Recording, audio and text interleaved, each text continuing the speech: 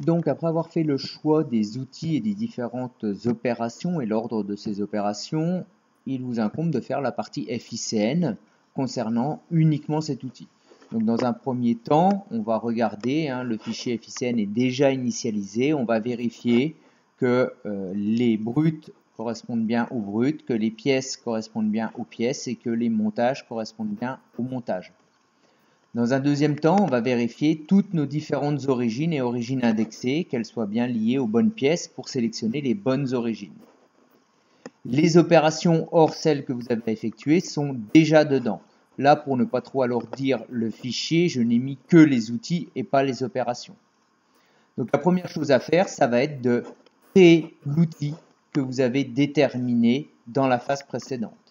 Donc dans le choix des outils, en ce qui nous concerne, il s'agit d'une fraise à surfacer à 45 degrés de chez Sandvik, de diamètre 63. Donc on va aller chercher dans les fraises à plaquettes à surfacer à 45 degrés chez Sandvik. Les diamètres 63, donc on descend pour aller chercher la Coromil 445 de diamètre 63. On a toutes celles-ci.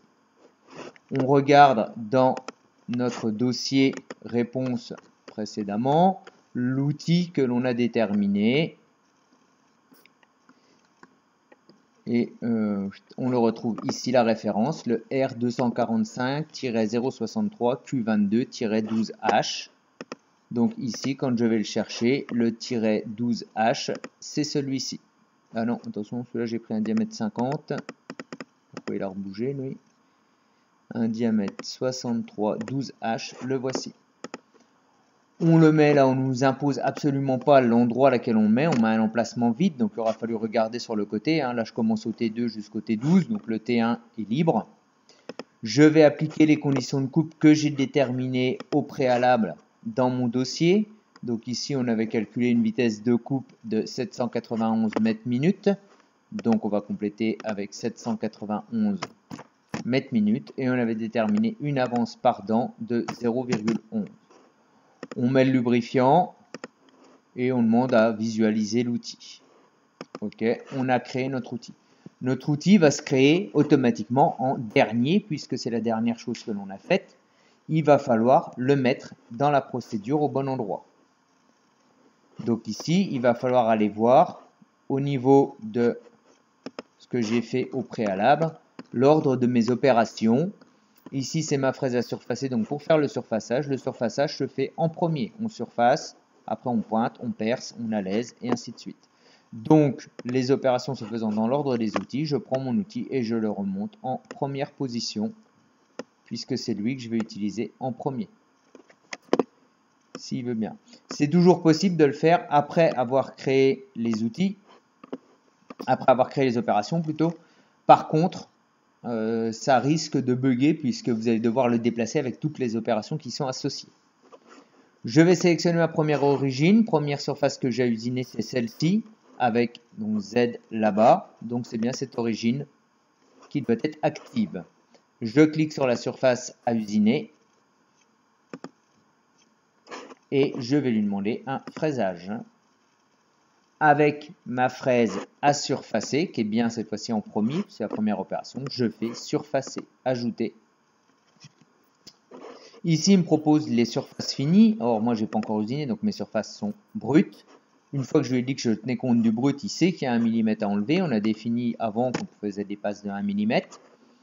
Et on va essayer de faire en une passe, puisque le choix de l'outil a été fait pour faire une passe. Donc, en modifiant les différents paramètres de débord, de chevauchement entre deux passes, on arrive à définir une seule passe. On valide et on va pouvoir faire une simulation de l'opération. Donc en faisant un clic droit sur le surfaçage, on va lui demander simuler et de vérifier qu'il n'y ait pas de collision. Normalement cette partie-là se fait avec le logiciel NC Simul, mais qui est trop lourd pour nos PC et notre réseau au niveau du lycée. Donc la simulation se passe bien, je vais pouvoir passer à l'opération suivante. Alors bien attention, faites bien attention à bien respecter ce qui vous est donné. C'est-à-dire qu'en position B0, je fais les surfaces 1, 2 et 1'. C'est-à-dire qu'il va falloir que je fasse aussi cette surface-là et cette surface-là sur l'autre pièce. Ce qui va vouloir dire aussi qu'il va falloir que je change de pièce et que je prenne la bonne origine. En l'occurrence, si je prends cette origine, si j'active cette origine-là, je vais me retrouver avec Z par là-bas. Donc je vais prendre l'origine indexée. Vous pouvez l'activer pour aller plus vite sur la vidéo. Je vous donne déjà la réponse. En activant cette origine, donc là on voit que ça rame un petit peu pour le mettre en place. Je vais me retrouver avec le Z dans le bon sens et avec l'origine liée à la bonne pièce. Attention à bien respecter l'ordre de ces opérations. Pareil, si vous faites toutes les opérations et qu'elles sont dans le désordre, il y a la possibilité par la suite ici de sélectionner l'opération et de la faire bouger dans l'ordre de ces opérations. Donc là, je vais dans mon cadre. On va aller sélectionner la surface que l'on veut usiner. Cette fois-ci, si je regarde bien, c'est bien l'origine liée à cette pièce-là avec Z+ par là-bas. Fiez-vous plus au triade de coordonnées de SolidWorks que celui d'FICN. Des fois, FICN, ça bug, il ne se met pas comme il faut. SolidWorks, lui, est toujours placé correctement. Donc, je sélectionne la surface et je vais lui dire fraisage. Je prends ma fraise à surfacer, je fais un surfaçage, ajouter. Et là, je réfléchis un petit peu. Déjà, je vais dire que c'est mon brut. Est-ce que je fais l'usinage dans ce sens-là? Si on repense bien, comme on a vu le montage, si je fais l'usinage dans ce sens-là, je vais taper le montage. Donc, il faut que mon usinage se fasse suivant l'axe Y. Donc là, je vais dire par rapport à X de pivoter de 90 degrés. Et mon usinage va être dans le sens correspondant. Comme je lui ai dit, c'était le brut, il reconnaît qu'il y a 1 mm à enlever. Je lui dis, je fais une passe de 1 mm. Et pareil que la fois précédente, je vais modifier les paramètres de telle manière à le faire en une seule passe et à déborder le moins possible ici. Donc, je peux lui dire, par exemple, ici, si je lui mets 20, il me le fait en deux passes, donc je vais diminuer. Il faut jongler avec les différents paramètres pour se retrouver à usiner le plus éloigné possible du porte-pièce tout en réalisant la surface complète. Il va falloir faire la même chose pour la surface de l'autre côté. Donc cette fois-ci, aller chercher la vanne gaz 2, vérifier de quelle origine il s'agit. Et après, on pourra s'attaquer à l'autre côté pour faire la deuxième partie. Une fois que vous avez fait toutes ces opérations-là, si ici vous vous êtes rendu compte que les opérations ne sont pas forcément faites dans le bon ordre, vous pouvez les prendre et les faire glisser pour les intervertir comme on a fait pour l'outil. Une fois que vous avez terminé ça, n'oubliez pas de coder le programme.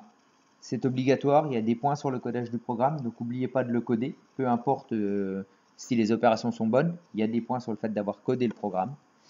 Et on vous demande aussi de sortir les documents de phase. Donc là, vu que j'ai fait que 2 surfaçages, le programme est très court, mais il m'a sorti le programme.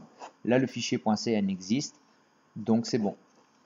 Ici, on vous demande aussi de sortir certains documents de phase. Donc ici, on reclique à la racine, on va lui dire Prodoc, et on va lui demander d'écrire l'avant-projet, le contrat de phase, les fiches outils en fonction de ce qui vous est demandé. Notamment la fiche outil, vu que c'est la grosse partie de l'épreuve, le choix de l'outil, il est intéressant d'avoir au moins la fiche outil définissant l'outil qui nous intéresse. Vu que les opérations n'ont pas été faites avec les autres outils n'apparaîtront pas. Donc ici, pour écrire, tout simplement, on va lui demander l'avant-projet. Il fait le lien. Par contre, cette partie-là, il faut l'enregistrer. Enregistrez-la au format PDF. Si vous l'enregistrez au format PDF, elle est figée.